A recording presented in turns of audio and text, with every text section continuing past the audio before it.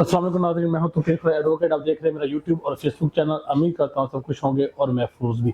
जैसा कि Islamabad high court के चीफ जस्टिस आमिर फारूक साहब और मियां गुलशन औरंगज़ेब साहब ने फैसला सुनाया था कि जेल ट्रायल को कलादम करार दिया था कि जेल में ट्रायल नहीं हो सकता चेयरमैन पीटीआई का और शामिद कराची साहब का, क्योंकि ये एक प्रिजन के एक कैदी के राइट्स के अगेंस्ट है।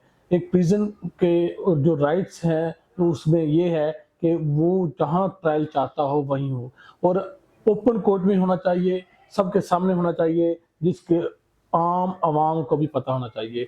और जेल ट्रायल प्रिजन का नहीं हो सकता, ये उसके हकूक के उसके राइट्स के खिलाफ है। तो इस तरह का इस्लामाबाद की हाई कोर्ट में बहस हुई और जिसमें chief justice Islamabad high court justice Aamir Farooq साहब और मियां गुलशन औरंगज़ेब साहब ने डिसाइड किया कि जेल ट्रायल को कलादम करार दिया और कहा कि ओपन कोर्ट में जज अबुल हसनात की कोर्ट में 28 नवंबर को चेयरमैन पीटीआई की साइफर केस की समाअत होगी। लेकिन आज साइफर केस की समाअत थी और इमरान खान साहब को जज अबुल हसनात की कोर्ट में ओपन कोर्ट में पेश करना था और जहां से ट्रायल शुरू होना था। लेकिन पाकिस्तान की गवर्नमेंट ने केयर टेकर सेटअप ने केयर टेकर गवर्नमेंट ने आज खान साहब को चेयरमैन तहरीक इंसाफ के चेयरमैन पीटीआई इमरान खान साहब को आज पेश नहीं किया और ओपन कोर्ट की समाअत नहीं हुई।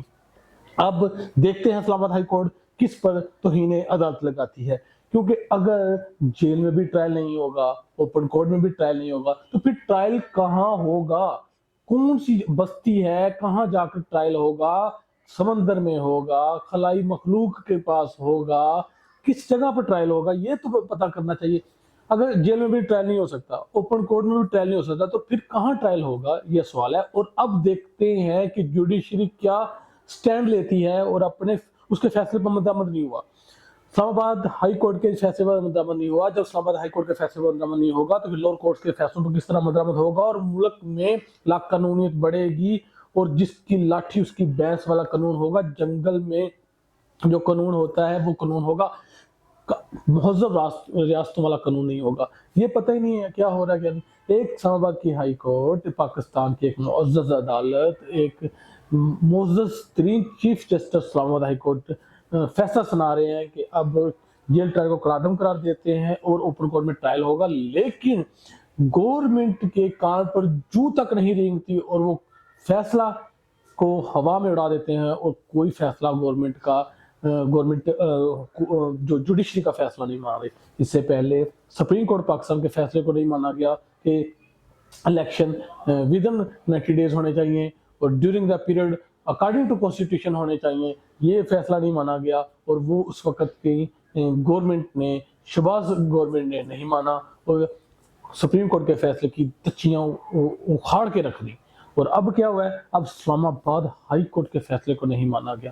इस्लामाबाद हाई कोर्ट का फैसला था कि इमरान खान साहब का ओपन कोर्ट में ट्रायल होगा, ना कि जेल ट्रायल होगा।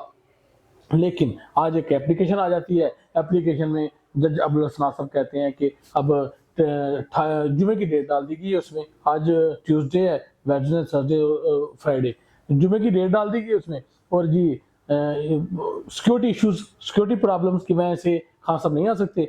जेल में भी ट्रायल होगा तो जेल में ट्रायल होगा, लेकिन उसमें आम पब्लिक को जाने की इजाज़त होगी, मीडिया को जाने की इजाज़त होगी, वकील साहबान को जाने की इजाज़त होगी।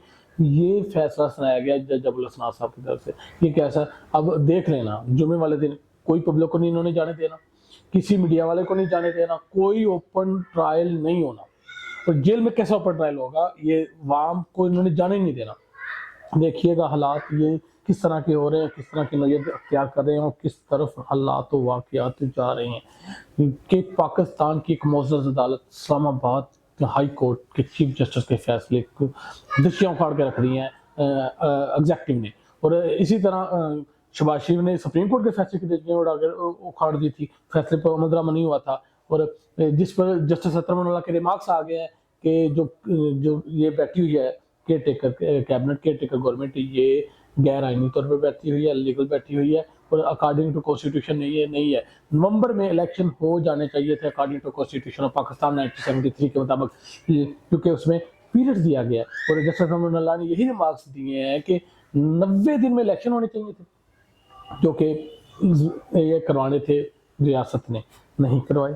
پھر انہوں نے کہا کہ اس کے ذمہ دار صدر ہے، کیونکہ اکارڈنگ ٹو کانسٹیٹیوشن آرٹیکل 48 صدر پاکستان کے پاس اختیار ہے کہ وہ ڈیٹ اناؤنس کرے۔ اس نے ڈیٹ اناؤنس نہیں کی، اس نے یہ لکھتا رہا، خط لکھتا رہا، اس نے آرڈر کرنا تھا، اس نے ڈیٹ اناؤنس نہیں کی، اور اپنی فیملی ممبرز کو 75 اپنے خاندان کے لوگوں کو لے کر وہ عمرے پہ چلا گیا۔